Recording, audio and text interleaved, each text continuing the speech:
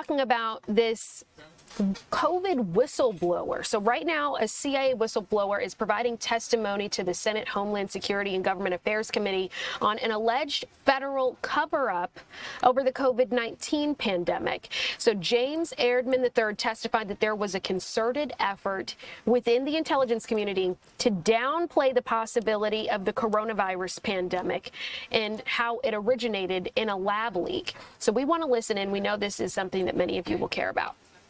James E. Erdman III is a CIA senior operations officer. He's a decorated officer with decades of intelligence and national security experience. Before joining the CIA in 2013, he served with the 2nd Battalion, 75th Ranger Regiment, and as a Foreign Services officer at the Department of State. He recently completed a joint duty assignment with the Office of the Director of National Intelligence Director Initiatives Group. Mr. Erdman holds a Bachelor of Science in Biology with a minor in Chemistry from Western Oregon University and has received the Director of National Intelligence Award and the CIA Intelligence Medal of Merit. Mr. Erdman, you are recognized for your opening statement. Good morning, Chairman Paul and other members of the Oversight Committee. Thank you for the complimentary introduction, and I appreciate the committee's dedication to transparency and accountability. I am a career CIA operations officer, and as you mentioned, I was on joint duty assignment at the Office of Director National Intelligence Directors Initiatives Group, or the DIG, between March 2025 and April 2026. I was responsible for leading the DIG's investigation into COVID origins, anomalous health incidents, and unidentified anomalous phenomena.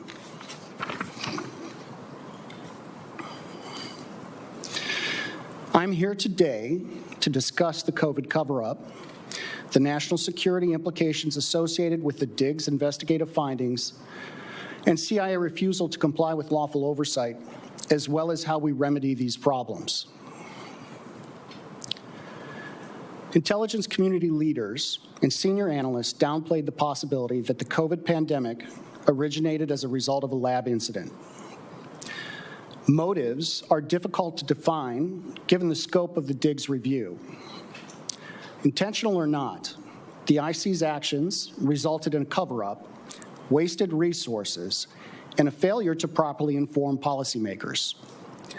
Public health policy would have been very different had the American public been made aware that a virus from a lab in China was going to serve as the foundation for an emergency use authorization mRNA products being mandated by the former administration.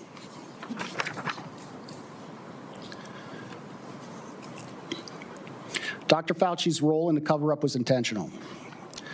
Dr. Fauci influenced the analytical process and findings by leveraging his position to ensure the IC consulted with a conflicted list of curated subject matter experts, public health officials, and scientists.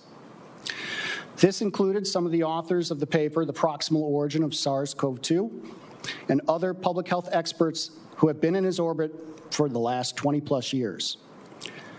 Some of the scientists were part of the Biological Sciences Experts Group, or the BSEG, an office of Director National Intelligence Advisory Body, whose members often receive considerable funding from NIAID and public health agencies.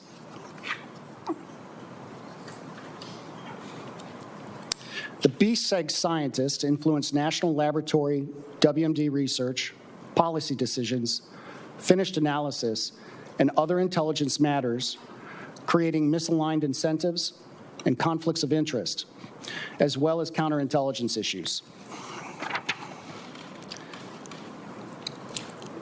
Since 2006, the BSEG consulted part-time on biodefense issues for the IC, while conducting government-funded research and holding academia positions, as well as maintaining roles in public health institutions and serving as members in the National Academy of Science.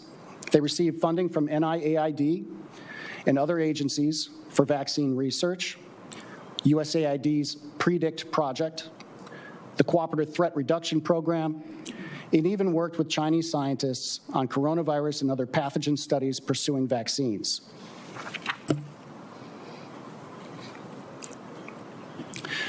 There was no oversight monitoring how this web of relationships influenced research, policy, and public health in any holistic way for over 20 years.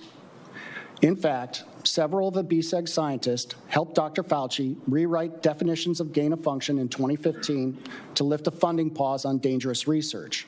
Still others participated in planning Event 201 in 2019. This was a coronavirus pandemic tabletop exercise curiously similar to the events that played out during the COVID-19 pandemic. And it was attended by Dr. Fauci and individuals with IC ties like former DNI Avril Haines. The CIA and DNI analytic managers responsible for examining the origin of COVID made decisions inconsistent with the conclusions of subject matter experts and analytical tradecraft, consistently favoring the theory of zoonosis or natural origin. Following the CIA's COVID relook that culminated in 2023, the CIA retaliated against analysts supporting the lab leak hypothesis.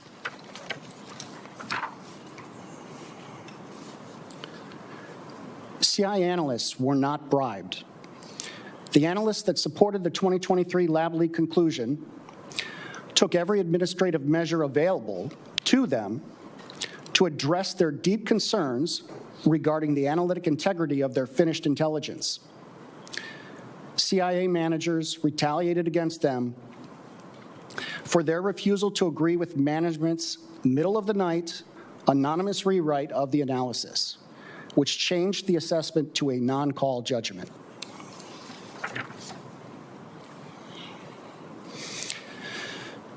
Dr. Anthony Fauci's influence over the IC's COVID origin analysis and the witting and unwitting role some BSEG scientists and IC personnel played in the cover-up exposed why this issue is of deep concern.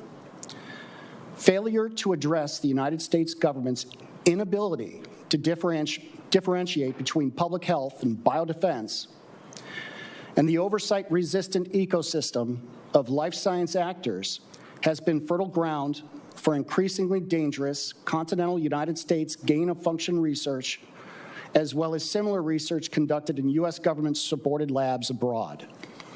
You were just listening to a CIA whistleblower's testimony. He argues that the government was trying to cover up the COVID-19 pandemic. I know that this has started to get some of you guys commenting in the chat. We appreciate you being a part of our news conversation. If you'd like to watch more of this, just download the free Fox Local app, and we will have more information on this testimony for you there.